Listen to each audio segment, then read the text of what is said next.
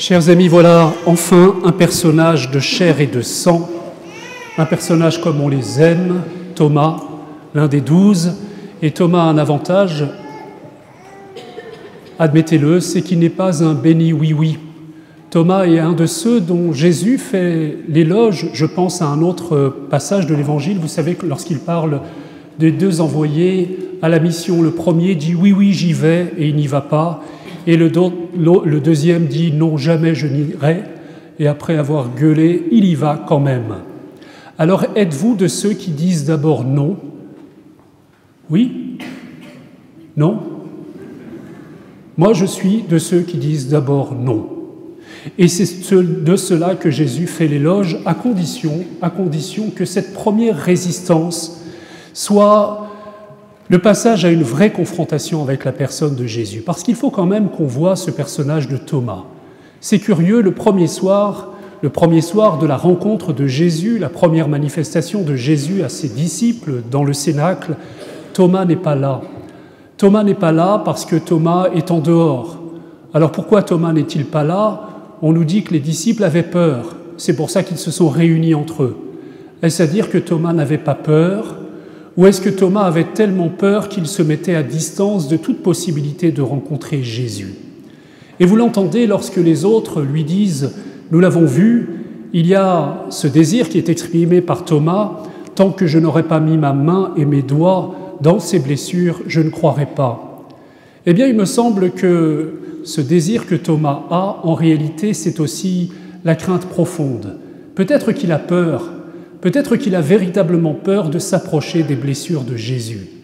Et on pourrait le comprendre. Il a été témoin, comme tous les autres, de ce corps horriblement malmené, de toutes ces blessures qui ont été infligées à la personne de Jésus. Mais il me semble qu'il y a quelque chose de plus profond peut-être dans cette peur de Thomas, cette peur qu'il va vaincre finalement jusqu'à accueillir la paix et être touché au plus profond du cœur par Jésus. Il y a un petit détail, il faut se méfier des détails dans l'Évangile. Il nous est dit que le nom de Thomas, vous l'avez noté, ça veut dire jumeau.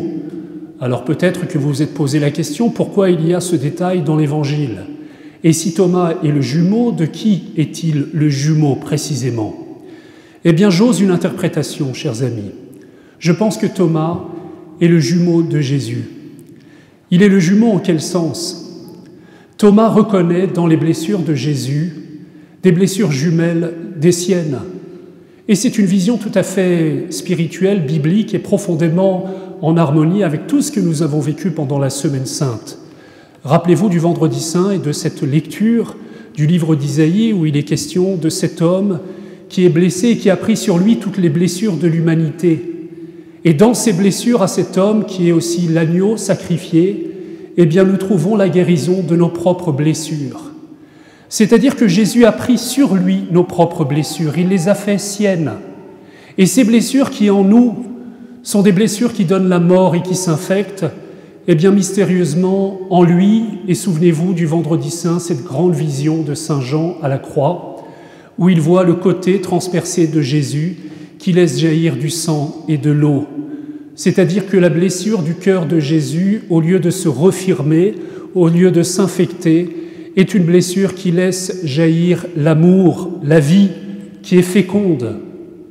Et précisément, c'est le drame de nos blessures, chers amis. Vous avez tous été blessés comme Thomas, et il y a des blessures plus profondes dans notre vie. Et si nous les vivons seuls, loin de Jésus, qu'est-ce qui se passe? Eh bien, nous avons tous la même réaction. Nous refermons la plaie. Nous la refermons, c'est-à-dire que nous oublions, nous refoulons peut-être cette réalité pour pouvoir survivre par nos propres forces. Mais vous le savez, quand on referme une plaie trop vite, eh bien, dans un premier temps, on peut penser qu'on s'en est débarrassé, mais la vérité, c'est qu'elle s'infecte de l'intérieur. Elle s'infecte et elle nous abîme, et elle se gangrène, et elle va créer un mal plus profond.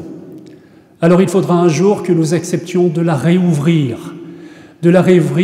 pour qu'elle se désinfecte, et c'est vrai que ça fera mal dans un premier temps, mais c'est la condition pour que l'onction guérissante puisse descendre en elle et pour que l'eau vive du cœur de Jésus puisse venir nous donner cette paix profonde. 3 fois Jésus répète que la paix soit avec vous, c'est-à-dire que la paix a du mal à se frayer un chemin comme l'eau dans une terre aride.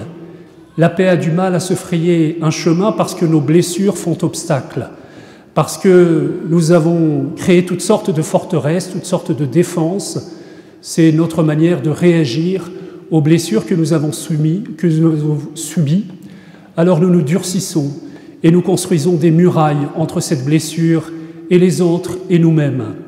C'est peut-être pour cela qu'à certains moments, vous vous sentez soit insensible, soit tout d'un coup des réactions de violence, de colère, que vous pensiez vraiment très loin de vous-même. C'est comme s'il y avait quelque chose qui se réveillait en vous au plus profond. Eh bien, chers amis, je pense que Thomas a reconnu que les blessures qu'il portait en lui et qu'il avait mis à distance, eh bien, ces blessures, ce sont les blessures qui désormais sont sur le cœur et le corps de Jésus.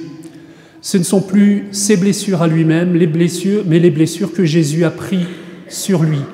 Ce ne sont plus des blessures qui le replient sur lui-même dans la colère, dans la tristesse, dans l'incompréhension et dans la violence intérieure, mais ce sont des blessures qui ont été visitées par le regard, par la grâce, par la miséricorde, par l'amour du cœur de Jésus. Voilà la bonne thérapie, chers amis. Je ne sais pas si certains ont déjà été chez des psys ou chez des gens qui les aidaient à aborder des souvenirs du passé douloureux, mais je peux vous dire que la méthode la plus efficace, c'est la thérapie divine, c'est celle que nous faisons sous le regard de Jésus. Voilà le thérapeute divin.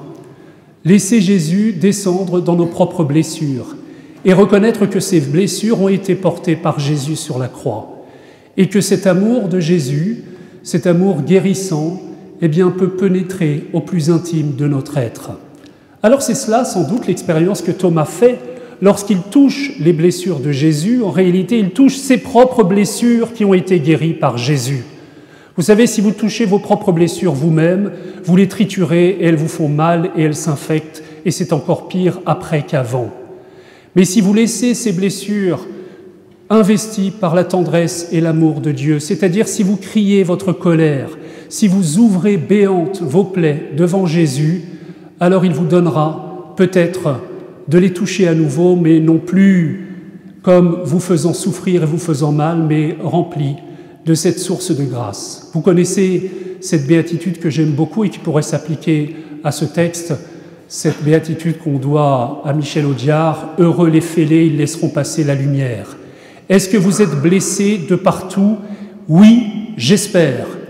Est-ce que Jésus ne s'approche et ne se laisse approcher que par des petits BCBG bien sous tout rapport, qui n'ont jamais commis de péché, qui n'ont jamais été blessés?